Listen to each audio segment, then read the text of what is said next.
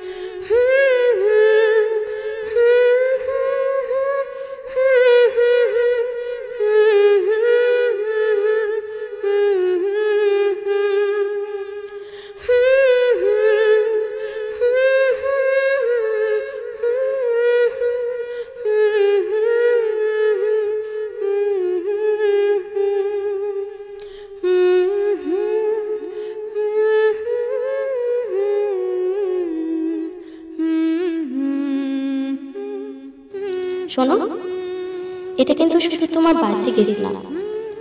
আমি যদি কখনো তোমার পাশে না থাকি, এই ঘড়ির টিকটিক শব্দকে তুমি আমার হার্টবিট ভাববা, দেখবা আমি তোমার কাছেই আছি।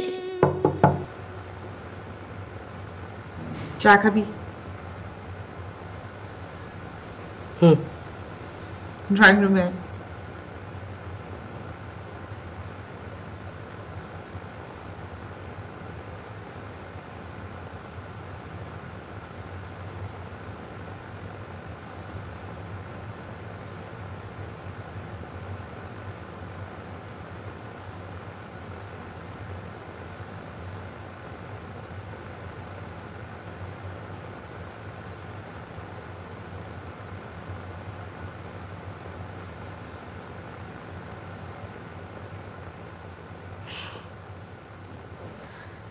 থ্যাঙ্কস পপু।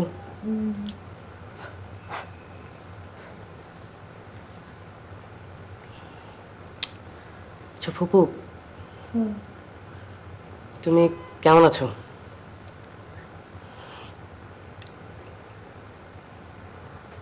না মানে তারপর কি হলো? কিসের কি হলো? মানে অমি কি মৌয়ের ভালোবাসা বুঝতে পেরেছিল? মৌ কি অমিকে বুঝতে পেরেছিল? বাদ দে, প্লিজ একটু বলো না।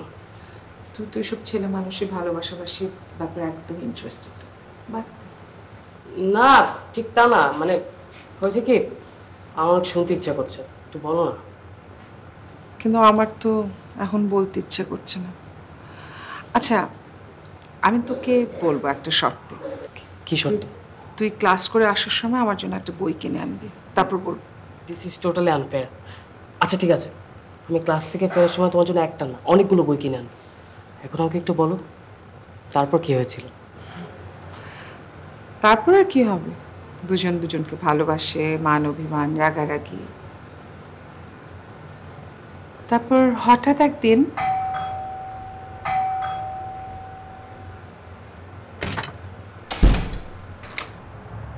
একটা চিঠি ছিল আপনার জন্য। আমার জন্য মানে? একজন দিছে আপনাকে দেওয়ার জন্য। কে দিতে বলছে? চিনি না আপনি। Thank you.